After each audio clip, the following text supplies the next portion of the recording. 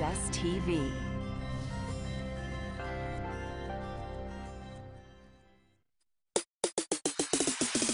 To the last round, all the lights flashing, crowds going crazy. Here comes the voice. He's out of control, can't be stopped. Everyone knows that he's on top. The voice.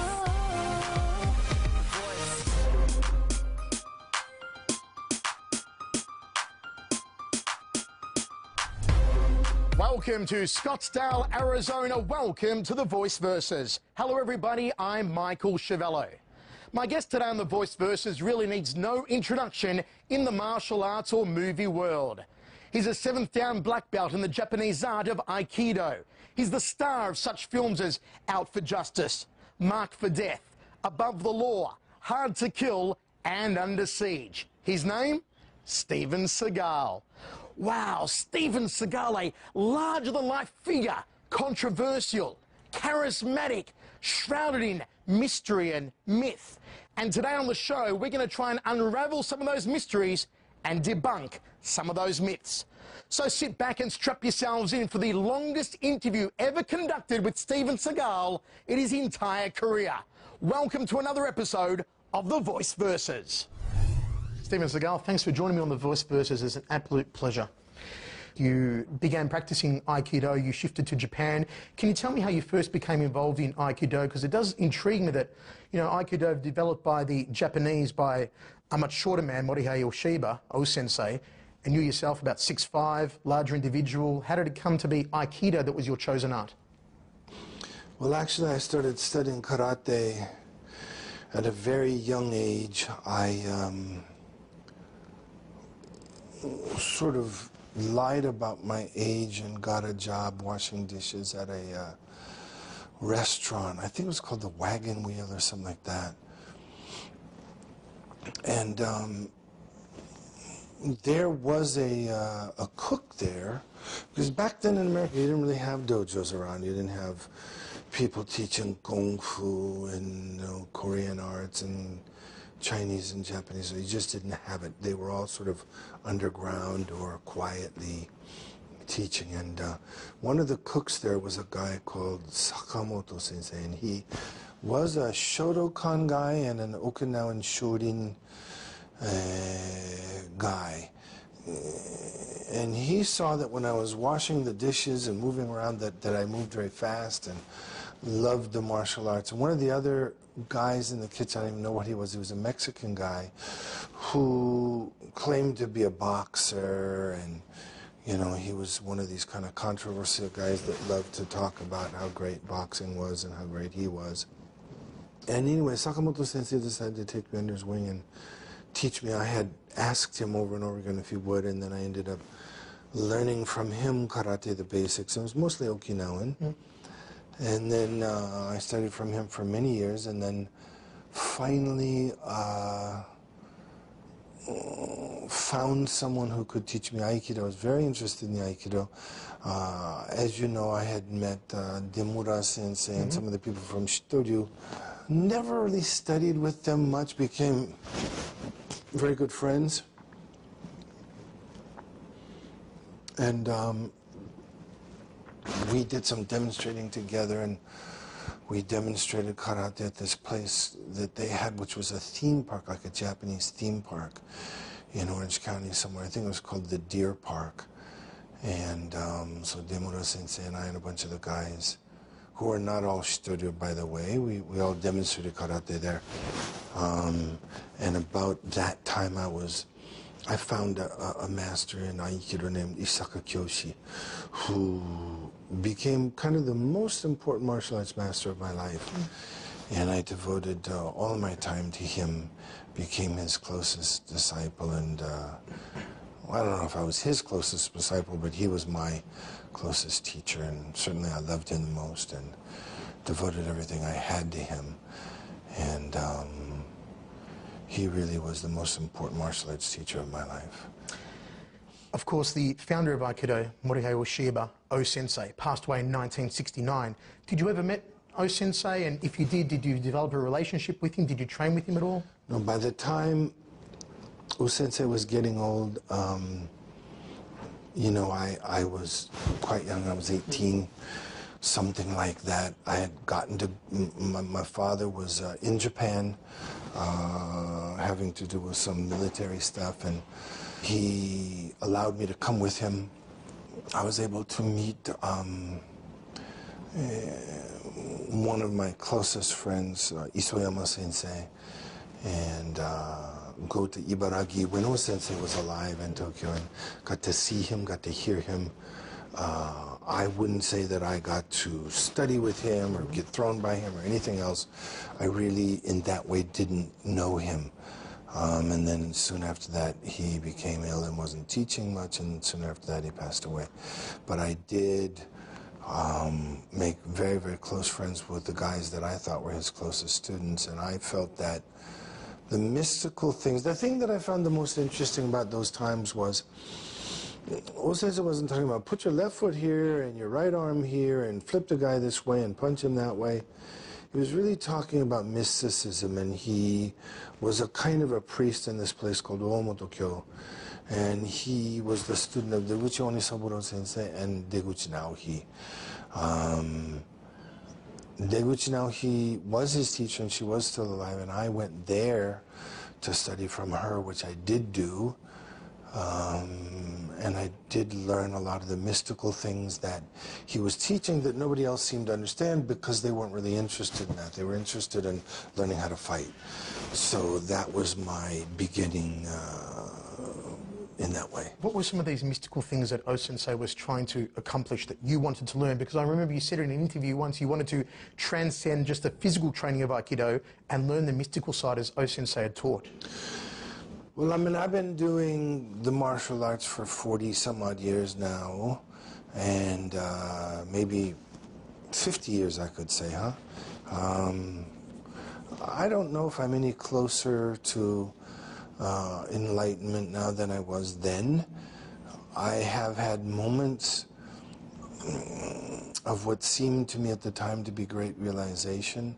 I have had moments of techniques that seemed to be unexplainable or divine or spectacular, but I've never been able to keep that level of divine or mystical technique consistent so that I could always do it and understand it. It would seem to come and go without my really knowing when it would come and go, and so I'm still sort of the average fool on the corner trying to, you know, put one foot in front of the other.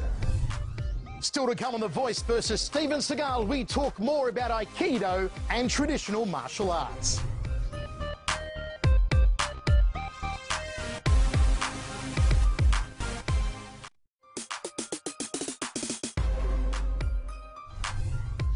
Welcome back to The Voice versus Steven Seagal. Let's talk more about Aikido and the traditional martial arts. In your time teaching in Japan, as Take Sensei, as you were known... You know who gave me that name? No. was Deguchi Naohi. Oh, it was? O-sensei's teacher is the one who gave me that name. Fantastic. That's right. And during that time, you were known for a very hard, practical style of Aikido. What you were teaching, was that close to what O-sensei had developed, or were you taking a more aggressive, harder style of Aikido that you were teaching? I believe that in Aiki we had something called Go-Juju, which was the circle, the square, and the triangle, and you know, the hard, the medium, and the soft, but the soft was the most severe, and that was the riddle that most people didn't understand. I grew up in a very, very dangerous area, an area that was all gangsters, yakuza, fighting every day, in Shinjuku and in Osaka when I finally went there. I believe that O-sensei had something called Okuden, which meant the secret style or the secret arts that he wouldn't teach almost anyone, which did have to do with killing people and did have to do with techniques that could take a life and so forth and so on. And I think after his, you know, supposed, and I don't say this out of disrespect, but I don't know, you know, after his apparent enlightenment, whatever that means, because I don't understand what it means, he apparently took all those techniques out and wasn't showing those anymore, but I did know the old people who did know them, and I made those a part of my style, and I made the attitude based on my understanding of Aikido, which is that you have, you know, the gentle, the supple, the sublime, the soft, the severe, and the wrathful. And I felt very, very convicted, you know, I felt tremendous conviction in the fact that Aikido has to be able to work against anyone in any style who wants to come and kill you or your family or your friends or hurt you. I felt that Aikido could be as severe as any art, and I made it that way. And once again, I'll mention the name of Isoyama Sensei. Him and I, you know, both had that same attitude, and him and I had the unfortunate displeasure of having to test our skills hundreds of times. And I remember there was the ridiculous question in there of, have you ever had to use Aikido? And that was one of the ones I was looking for, to tell you we probably shouldn't, you know, address that. But yeah, hundreds of times, you know, we've had to, you know, use this in the streets, and that's how you know what works and what doesn't. I was going to say, it must give you a sense of satisfaction, though. Even though you don't want to use it ever for self-defense, you hope you never get into that predicament. It must give you a sense of satisfaction to know that what you are teaching and what you have learned works. It's not satisfaction. Forgive me for contradicting you, but it is very important to learn what works. Like one of my teachers once said, Shinken Shobu, or fighting for real in the street or wherever you are, and then practicing on the mat, is the difference between swimming on the mat and swimming in the water. You know, and you have to fight for real. And if you don't fight for real, I don't want to come up with any superlatives for you, because it's not all about fighting, but you will never understand, you know, really the essence of what any martial art is without having to, you know, really defend yourself. Very good point. You know, so. In your days of instructing back in Japan, apparently your gradings were legendary. They took place behind closed doors. Can you tell me what a Take-sensei grading would have consisted of for a black belt grading back in the day? Back in the day, people were giving out black belts in 1 or 2 years. My average shodan was 6 years. Wow. Back in the day. And back in the day, we took 3 to 5 guys, depending on who you were. And after you went through all of the different techniques, showing, you know, piece by piece what you could do, in the end, you lined up 3 to 5 guys, you put them across the room, and you said, begin. And they would attack you as hard as they could, and they would do anything they could to take you out. And we constantly had people who would have broken nose, knocked out teeth, black eyes, ripped open face, and there was never ever a black belt exam where people walked away without blood everywhere. Times have changed, though, haven't they? It's rare, if anywhere, you'll find today that it takes more than a couple of years to achieve a black belt in most styles. I mean, and nobody comes at you that hard anymore. And I used to tell the guys, and they'd say, well, can we come as hard as we can? I'd say, yeah, you go as hard as you can, but keep in mind, the harder you come, the harder he's coming back. Yeah, yeah. When we return to The Voice versus Steven Seagal, Seagal talks about the transition from martial arts master to overnight Hollywood sensation.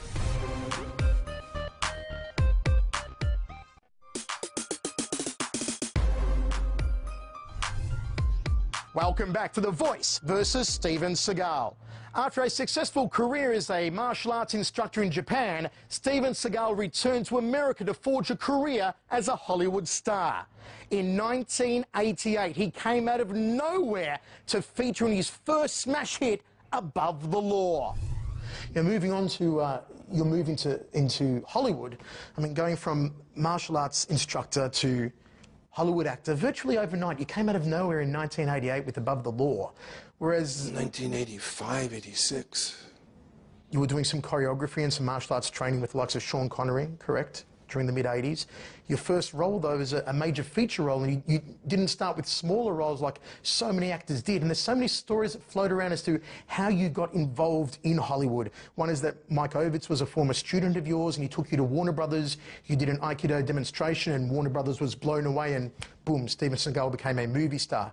Is that true? And if not, how did it happen? I hate to admit it, that is true. Okay. That's a true story. You still remember the day? You still remember the I remember demonstration? everything about it, yeah. Were you introduced a new style of martial arts that no one had ever seen on the silver screen. Right. People used to kick punches of, you know, your Bruce Lees and your Chuck Norrises and your Van Dams, etc. But here was Aikido. Was there ever any trepidation from you or the producers, the guys at Warner Brothers, that this stuff might not work on screen? There were no flashy kicks and jumping round kicks and flashy stuff. It was mostly joint locks and holds and throws. What most people don't know is that they probably did have some kind of, how do you say, shinpai means like, you know, maybe they were a little concerned about that. Reservations, maybe? Reservations. Yeah. And so they did ask me to do a screen test, and I did. And they said, man, you know, this guy has got so much, you know, going on. He's got the charisma, he's got the look, he's got the action. We feel confident after that. And so they handed me 2 or 3 scripts, and they said, you know, make any of these you want. I read them. I came to America as a writer. And I didn't like any of them. I said, you know, I think we can do better than this. And they said, well, there's a writer's strike coming up, so maybe if you want to write something. And I said, yeah, I want to write something. And they said, well, there's a writer's strike coming up, and the timing is going to be difficult if you don't write it quickly. Can we assign some folks to help you? I said, sure. And they assigned me Stephen Pressfield and Ronnie Shusett. And together we all wrote Above the Law, yeah. Which, in interviews, you've said that Above the Law was part autobiographical in segments. Well, I'm not going to get into that, but I will say that I believe it was based on a true story which had to do with the Iran-Contra, you know, conspiracy, which really never came out. Your first 5 films are considered classics of the genre. Above the Law, Hard to Kill, Marked for Death, Out for Justice, Under Siege, classics. I was a huge fan back in the day. When I first saw Above the Law, I must have been 13 years old, and I was so into it, I think I whispered everything for a month afterwards just to imitate your voice. Out of all the characters you played, Nico Toscani, Mason Storm, John Hatcher, Gino Felino, and Casey Ryback, which of those characters was the most fun to play, most memorable? That's a tough question.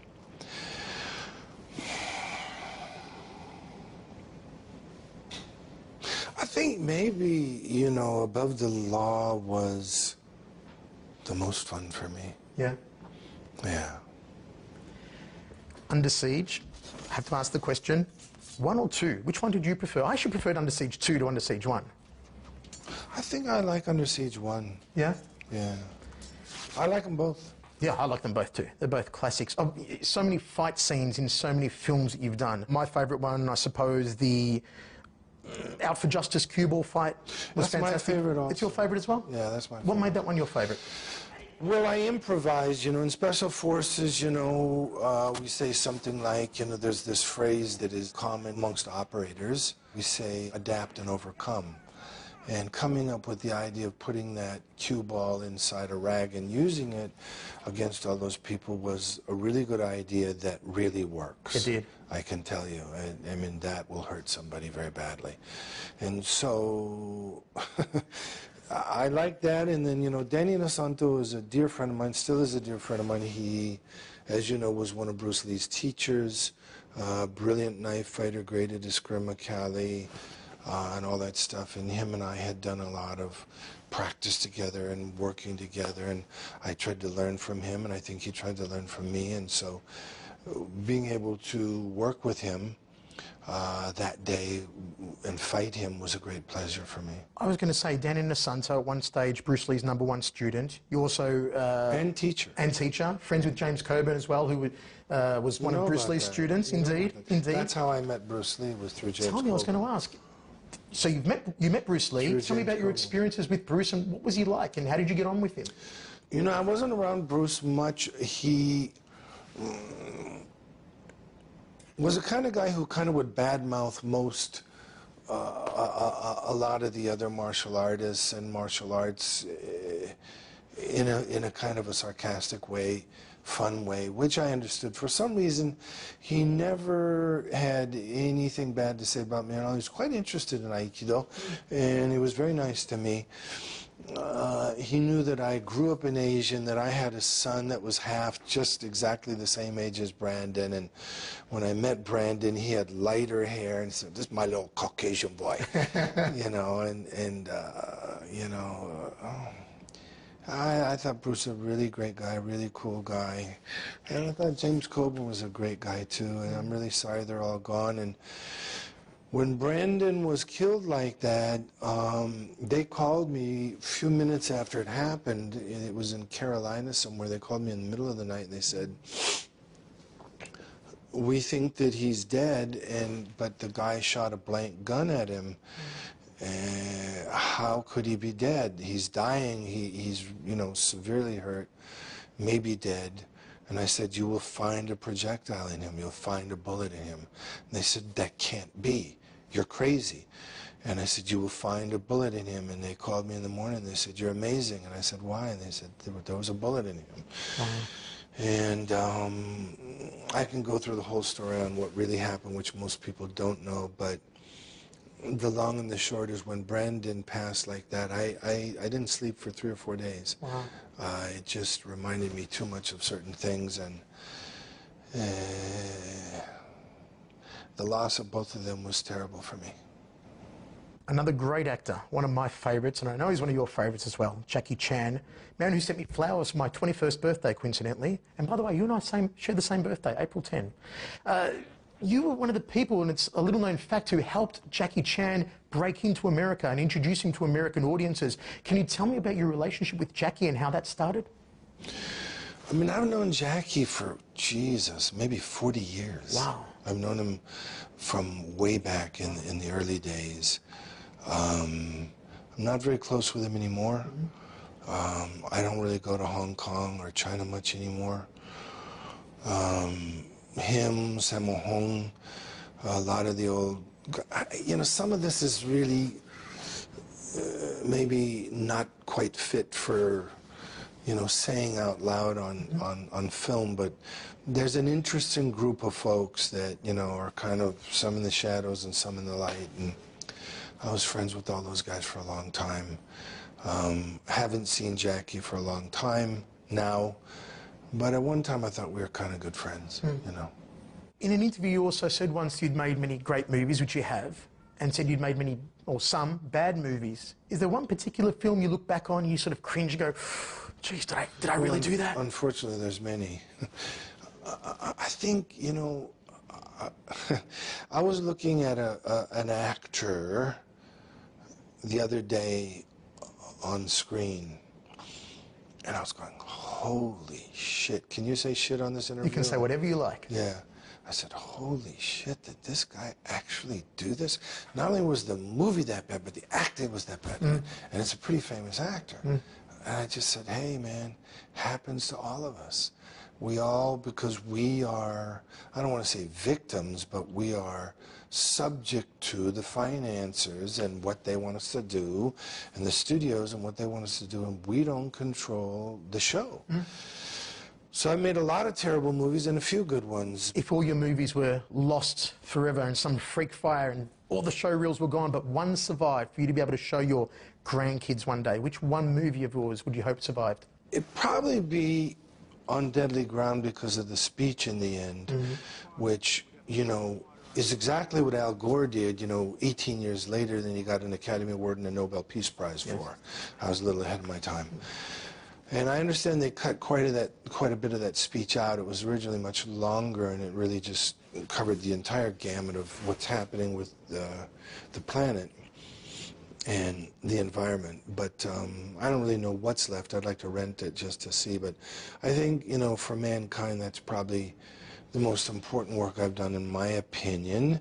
And then, Fire Down Blue was also another important environmental movie. So, but I think On Deadly Ground, the speech in the end with the slideshow is very important. Who's the most legitimate Hollywood tough guy, in your opinion? You accept it, of course. When you say tough guy, do you mean martial artist or just tough guy? I mean, Stephen, for real. If he was on the street and there was a situation, you wanted this Hollywood guy by your side because he could defend himself.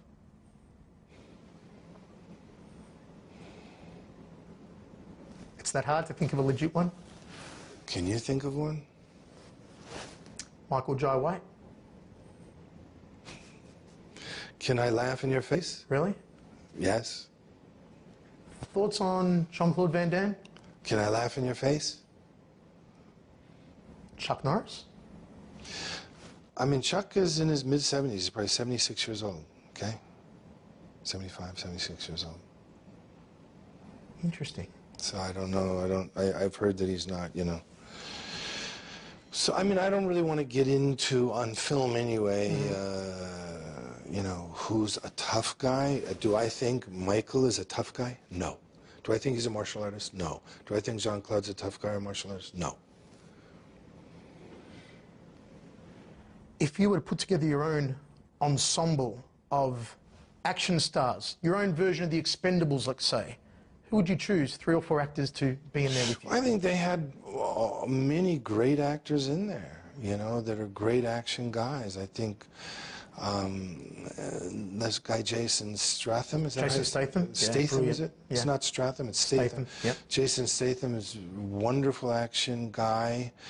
Jet Li, fantastic action guy, who, by the way, is a real martial artist. Yes, great wushu. And, you know, I mean, I'd never seen him fight, but I would imagine if you would have mentioned his name over those guys, I would have to say, okay, he's a real martial artist and probably can fight. Dolph Lundgren, Kyokushin karateka, used to be competitive. Oh, he's a very nice guy. Do I think he's a tough guy and a great martial artist? He's just a great guy, and, you know, but anyway, so, but I'm trying to think of all the guys that were in there. I didn't get to see it, but, you know, Jet Li and, you know, Jason Statham are great guys. Who else was in it? Dolph Lundgren, Terry Crews, Randy Couture. Randy's a real fighter. Mm-hmm. Yep. You know? Of course, Bruce Willis and Arnie, we know both aren't real fighters, but great actors. They're great actors. Mm-hmm. And Sly Stallone. Yeah, you got all those great actors there. Yeah. All those great actors, yeah. Folks, you may be wondering at this stage of the interview why I haven't asked Steven Seagal about the rumour that he was once choked out on set by judo Gene LeBell. Steven Seagal was adamant off camera that he did not want to give Gene LeBell any publicity during this interview. He said he had met Gene LeBell on set once, and all they'd ever done together was stretch, and in no way, shape or form had LeBell ever choked him out. He also said that LeBell once claimed he knocked out Bruce Lee, knocked out Jim Brown, that Gene LeBell is a pathological liar, a scumbag, and other choice words I choose not to say on television. So make up your own mind about that apparent rumour. More when we return here to The Voice versus Steven Seagal.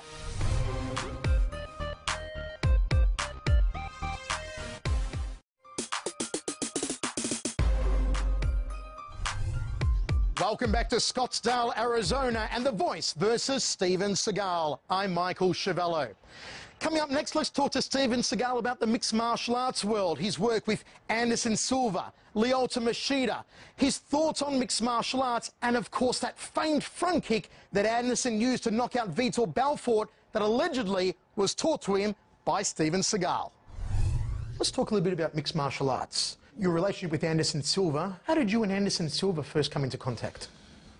Anderson sent me a card saying, teach me your lethal stuff, teach me your great stuff. And then there was a phone number of a guy called George Joymaris, and I called George, and he said, yeah, man, Anderson's a big fan. He knows about, you know, all of your lethal stuff, and would you come and teach him? And I said, let's meet and talk. And we met and talked, and I thought he's very sincere, very humble, and that it would be a good thing to do. So I went to Black House and started teaching him, yeah. After Anderson knocked out Vitor Belfort, he said the front kick he won the fight with was taught to him by you. Gave you credit for that, which was, you know, fantastic, and sort of introduced you back into the world of mixed martial arts fans.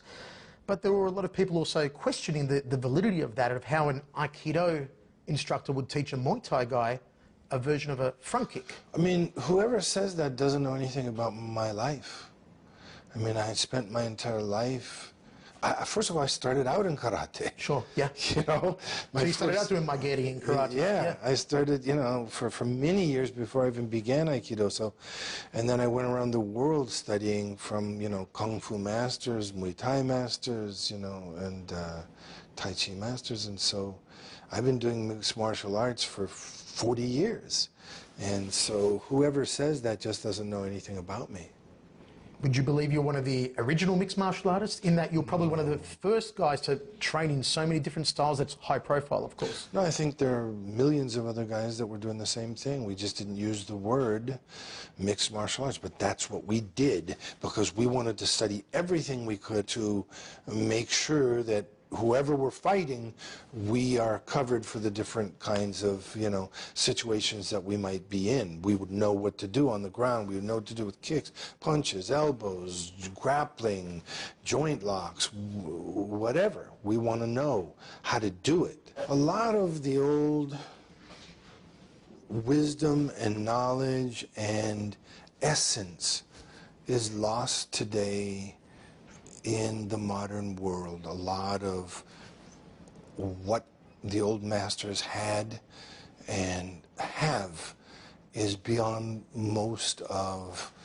your modern practitioner's comprehension, because nowadays you have stuff like UFC, for example, where people are getting in there and physically they are, it's wonderful in the sense that they're physically, trying to kind of understand the limits of, their talent and their skill and getting in there and testing it out, and they're great athletes, and some of them are great martial artists and so forth and so on. But the spiritual training that most of the old guys in the olden days used to go through in order to culminate the development of the physical self and the perfection of the spiritual self simultaneously, that's almost lost these days. And like Lyoto Machida, who's a dear friend of mine and a student of mine, his father and I are about the same age, and we are cut from the same cloth. Yeah. We went through the same things with the same people. Him and I talk about this a lot. This is something that we really understand. And I have friends like his father and Isayama Sensei, and I could go down the list, who are in their 60s and their 70s who could kill most of the guys who think they're great warriors that are in their 20s or 30s. Kill them instantly. But that's stuff that most people who will hear this will go, oh, come on, that's a joke. Well, amongst real martial arts masters, it's not a joke. Exactly. I mean, I take, for example, one of my favourite martial arts masters ever, Sosei Masoyama, who invented Kyokushin karate. And there's a man who passed away in later age and, could still knock out people with one punch and kill with one punch. He used to kill bulls and do shuto strikes and shave the horns off bulls, and, the amazing feats of power. He was a good friend of mine. He was? Good friend of mine. Tremendous. I was in Kazakhstan, I think. I was somewhere crazy in the world the other day, maybe 6 months ago, something like that.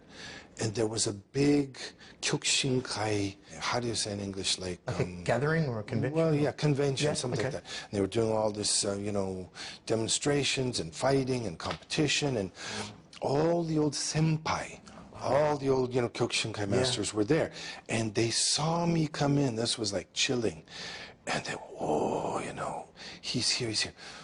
And they made me come and sit with the other masters, and they introduced me as their senpai. Wow, what a tremendous honor. Tremendous honor. You have mentioned in interviews that the kick you taught Anderson is something you had in the bank. You had in the file from many, many, many years ago. Can you elaborate a little more on the kick? And is it your own version of a Maigeri, of a teep kick? It's not. Anyway, everyone can say, oh, it's just a Maigeri. It's not just a Maigeri. What I tried to teach him and Lyoto, you see, most people when they do Maigeri, they lift the leg and they kick. Sure. What I'm trying to teach people to do, without giving away any trade secrets, is to kick like this, so you don't see it coming. You don't lift up and kick, you kick like this. And it's the way you hold your foot. It's not like this, like a lot of people do in there. You'll see it all the time. But it's like this, so it's like a spear. A lot of people do this to protect the toes. Is there a danger of breaking the toes? Well, you have to lift your toes up. Okay. You lift your toes up and you're kicking with here. Okay. So that's, but it is not a classic, typical Maigeri. It's different. And with Lyoto Machida, you've mentioned that you are helping him with his punching.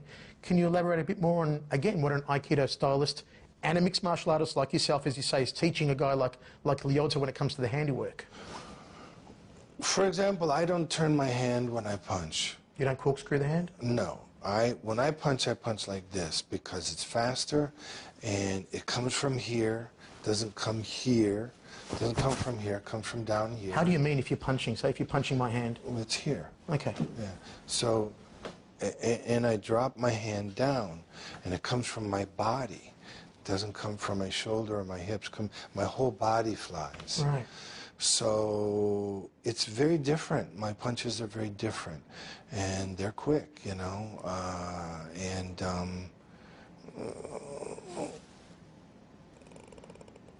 I mean, you know, like I said, Lyoto's father and I are the same. Yeah. But we're also a little different because some of my teachers were different from his, and in some ways he's envious of me and who I got to study with and vice versa. But, you know, he has two great teachers in his father and I, and I think there's just some unique stuff that I'm teaching Lyoto that he wouldn't be learning from anywhere else, I don't think. Now, this intrigues me. Are there many techniques, do you believe, out there in the whole world of martial arts that the public still haven't seen displayed successfully in MMA? Thousands. Hundreds of thousands. There's so many. I mean, and I don't want to say I know much because I don't really know anything, but I've forgotten more techniques than most people have learned. Wow. If you could choose to work with any other mixed martial artist that you haven't worked with yet, who would you choose? Who are you a fan of? I mean, I'm working with who I want to work with. You know, those are two of my favorite guys. There's plenty of other great, you know, fighters out there. And to me, anybody who enters the ring, enters the octagon is a great warrior, and I automatically respect them.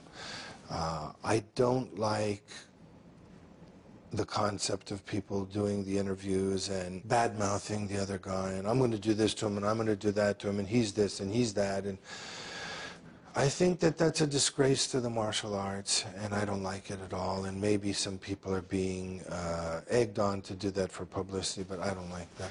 Well, it begs a question that I've asked before in interviews. Are most mixed martial artists actually martial artists, or are they fighters? I mean, most of them are fighters. They don't embody the true martial arts spirit, the true Bushido spirit. Well, I mean, you know, so, but... You were talking about speed before, particularly in relating to Lyoto Machida. How fast are you still at 60 years old? And when you're sparring guys like Lyoto and Anderson, how fast are you still? You should ask them that. I don't want to answer that. Do you believe you're still as fast as you were even 10 years ago? Maybe faster. Really? In another life, would you have chosen to be a mixed martial arts fighter? In the cage, I mean? Nah. Not for you? We believe in keeping, you know, all of this as secret as we can, and, you know, there's just a lot of stuff we don't teach. Still to come on The Voice versus Steven Seagal, we talk to Steven about his work in law enforcement, particularly on the border between Mexico and Arizona.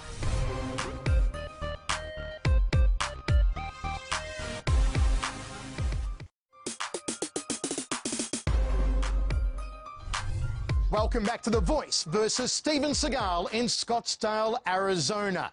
While he's been a movie star for the better part of a quarter of a century, it's a little-known fact that for more than 20 years, Steven Seagal has been involved in the law enforcement industry. So I ask him the question, why does a movie star like himself, who could sit back and enjoy a lifestyle of parties, fine-looking women, poolside, cocktails, choose to engage and put his life in jeopardy working the border patrol between Mexico and the United States? Moving on to another topic, you do a lot of law work, particularly on the border here in Arizona. What makes a movie star like yourself, who could sit back and live the lifestyle of a movie star, relax, coast through life, what makes you want to put your life on the line against, you know, drug traffickers, human traffickers, rapists and the likes, protecting the border? Why do that? I'm a warrior, and that's in my blood. I also like to protect my country, and I do that on the border as best I can. I also like to do the little bit I can to take the bad guys off the streets, murderers, rapists, armed robbers, people who are terrible for society, you know, terrible for your wife and your children to have to live in the same planet with, you know. I'm hoping that those guys can all be put away so they can't victimize any more people. You're up against some of the most dangerous and depraved people in the world when you're doing this line of work. What's the most dangerous situation you've ever found yourself in doing this work? Well, I mean, I think being shot at and, you know, kicking in doors where you know there's bad guys in there with guns that are going to try to shoot you if they can, stuff like that. Have you ever been shot? Yes. Stabbed? Cut, not stabbed. Wow. Yeah. Are you always armed? Yes. Right now, if I was to look around this room, would I find an arm of some sort that you've brought with you? Yes. You once stated in an interview that you feel more Asian than American. Is that still the case?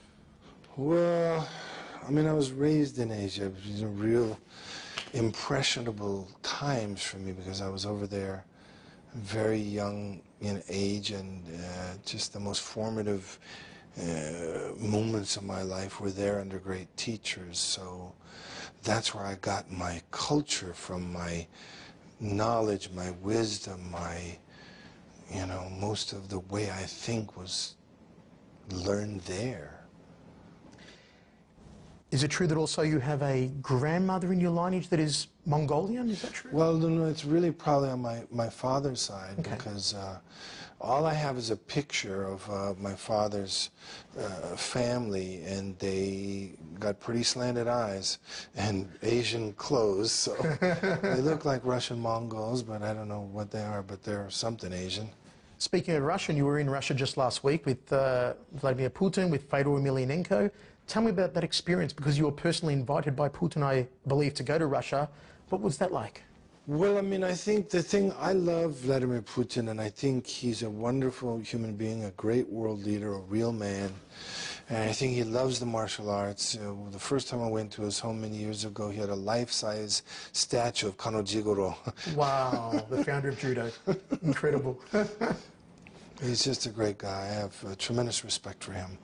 And I love what he's done for the martial arts in Russia and around the world. And so I want to go there and participate in that. And we went to one event together, and it was just an honor for me to be with him.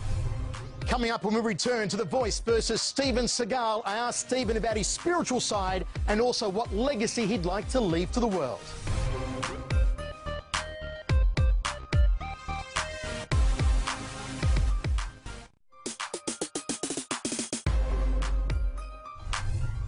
Welcome back to The Voice versus Steven Seagal. It's no secret that Steven Seagal is a Buddhist and apparently was once declared a tulku, that is a reincarnation of a 17th century Buddhist monk. Let's get into the spiritual side now of Steven Seagal, ask him about his Buddhist life and what legacy he'd like to leave. In 1997, you were recognized as a Tibetan Lama, or a tulku, that you were the reincarnation of a 17th century Buddhist monk named Chundrag Dorje. Can you tell me more about that and what that meant? Well, without going into any great detail, I've been a Buddhist since I was a child, since I was a young boy. I started out being around Japanese Buddhists and somehow gravitated into Tibetan Buddhism. My teachers recognized me as that person, but it's never really meant much to me in the sense that we don't believe that it's who you were as much as who you are in this life. And if I can learn anything from, you know, past life memories or any of the great things that Chundrag Dorje did, that would be great. But I think I just like to keep my shoulder to the wheel and, you know, learn as much as I can about Buddhism and how to help others, how to have compassion, how to make the world a better place. And to me, Buddhism is more about altruism and compassion and how you live your life and trying to make the world a better place than it is a religion. Have you ever thought of branching into comedy roles in acting? I mean, I remember I saw a Mountain Dew ad in which you were absolutely hilarious. I think I can be very funny. Everyone who knows me thinks I can be very funny. I would love to do a comedy if the right one came along. If you could go back in time, Steven, and change anything about your life at any period of your life, what would you choose if you chose anything? Well, without getting too personal, I would just say that my biggest flaw is that I want to believe that not all people are evil. And I want to be able to trust people, and I've trusted the wrong people many times, and it's been extremely costly. Extremely costly, because there are scam artists and liars and thieves and criminals that will say anything you want to hear and can do some of the most damage that, you know, can possibly be inflicted, you know. When you leave this world, as we all will one day, what legacy do you hope that you leave? I mean, you know, I've worked very hard to try to make the world a better place with how I've helped people, in just kindness and giving away everything I had to give, and trying to work to make the environment better, to try to fight against those who are destroying the environment. I've pretty much done everything I can do to be all I can be and help others and help the world be a better place in my small way. I'm a small person, and what I've done is minuscule in the grand scheme of things. Be that as it may, under God, under Lord Buddha, under all the things that I believe in and all the things that I consider to be sacred, I have tried very hard to be a good man and to help others, and I will continue to try. Has any of your work in law enforcement, has any of your acting, any of your martial arts ever contradicted your spiritual beliefs? I mean, you know, in other people's minds, I'm sure that it could, because people tend to, you know, always be very judgmental, and not always, but, you know, oftentimes, and it's very hard for people to really understand the essence of others, where they come from, what they're really doing. For example, I have the feeling that one of the things that you're saying is, for example, well, if you're a Buddhist, how could you be a cop? Well, I became a cop to try to help others. I became a cop to try to get the bad guys off the street. I became a cop to save lives. Many times in my life, I got to take someone who is a murderer or a rapist and get them off the street. I've saved many people's lives during Katrina in Louisiana. Yeah. I was there. You know, I got to save lives there as a police officer. So that to me is more important than sitting up on a throne in robes and, you know, preaching the gospel.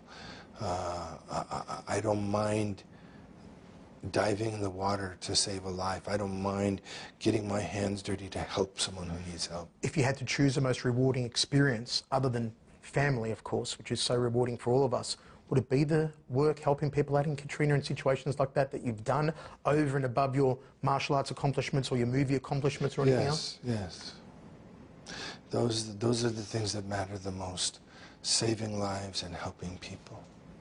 Stephen, thank you so much for your time. As I said, I've always been a big fan of you as a martial artist, of your many charitable undertakings, and you know, we didn't talk about your helping animals around the world as well. You're a big dog lover, helping to save animals' lives in various countries, your work on the border and keeping us all safe, and as one of the most legitimate martial artists, old school martial artists, and a man who was the first Westerner to ever operate his own Aikido dojo in Japan, which I think is a massive achievement as well. And I just want to say thank you for joining us on the show today, and it's been an absolute pleasure. Thank you, sir. In the last round, all the lights flashing, crowds going crazy. Here comes the voice. He's out of control, can't be stopped. Everyone knows that he's on top.